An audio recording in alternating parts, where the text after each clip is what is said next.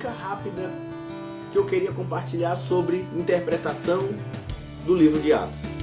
O livro de Atos, como ele é um livro de narrativa, ele segue uma estrutura narrativa hebraica. A estrutura narrativa hebraica, ele tem, como toda narrativa, vários elementos, como você saber a localização, personagens, enredo, ou seja, como a história se desenvolve, há um narrador interagindo com a história. Mas dentro de todos esses elementos, eu quero te chamar a atenção na parte que você deve prestar maior atenção. Aonde está a ideia central do texto? Normalmente a gente chama de ICT, ou alguns chamam da grande ideia do texto. A ideia central do texto está no clímax. O que é isso, Rafael? É assim, é uma dica que eu preciso te dar.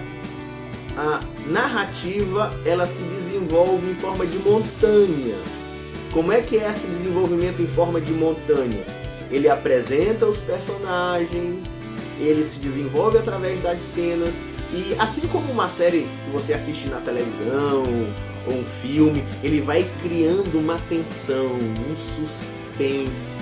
Essa tensão vai se desenvolvendo até a hora que ela desemboca numa resolução. É o que a gente chama de clímax. Você precisa perceber no enredo o desenvolvimento dessa tensão. Eu sei que você sabe que você assiste filme, eu sei que você assiste Netflix. Aí, uma hora, aquilo desemboca numa solução. Que solução é aquela? O clímax. A ideia central do texto está no clímax. A mensagem mais importante dessa narrativa está no clímax. Aquilo que estiver naquele clímax é o que o texto pretende dizer. Eu vou tentar dar para você alguns breves exemplos. Por exemplo, na narrativa do batismo do Espírito Santo, a gente vai ver ele descrevendo sem dizer ainda o que está acontecendo. Ele fala, aconteceu um vento impetuoso, estavam todos reunidos, ele descreve a cena. Depois que ele descreve a cena, diz os personagens, estão ali os apóstolos, é a festa de Pentecostes, ele situa a gente. Depois que ele situa a gente, ele diz, acontece um estrondo, um vento impetuoso, há línguas como de fogo. Eles começaram a falar em outras línguas. Aí quando chega no verso 4, a gente até então não sabe o que está acontecendo. Ele não diz, e agora é o batismo do Espírito Santo. Não, a gente não sabe o que está acontecendo, até que no verso 4 ele diz, e todos ficaram cheios do Espírito Santo. Então o verso 4 ele traz o desfecho, trazendo qual é a ideia central que o texto quer colocar ali, que é o enchimento do Espírito Santo. A partir dali, ele começa a descer a montanha, que são as explicações em relação a isso.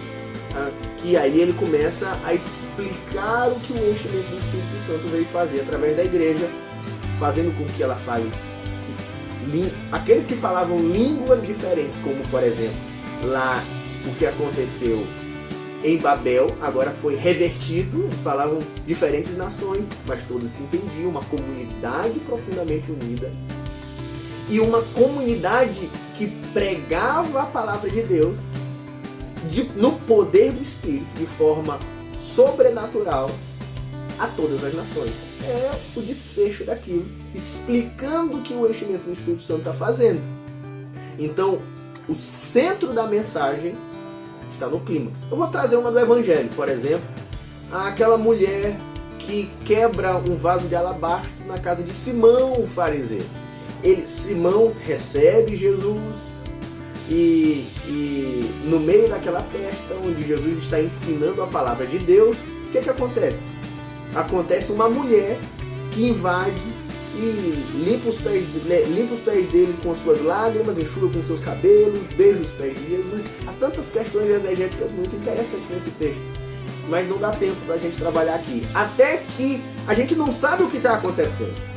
Jesus não explicou o que aquela mulher está fazendo aqui, até que ele explica, contando uma parábola, dizendo quem amou mais. Quem mais foi perdoado. Ali ele explica que aquela mulher foi extravagante, corrigindo o desrespeito social que o fariseu tinha tido com Jesus, porque ela amava mais Jesus, porque tinha sido mais perdoado. Então o desfecho, quando Jesus conta uma pequena parábola sobre quem amou mais, ela explica o propósito daquela narrativa. Então, a ideia central de um texto narrativo está no clímax da história. Deus abençoe você na interpretação do livro de Atos.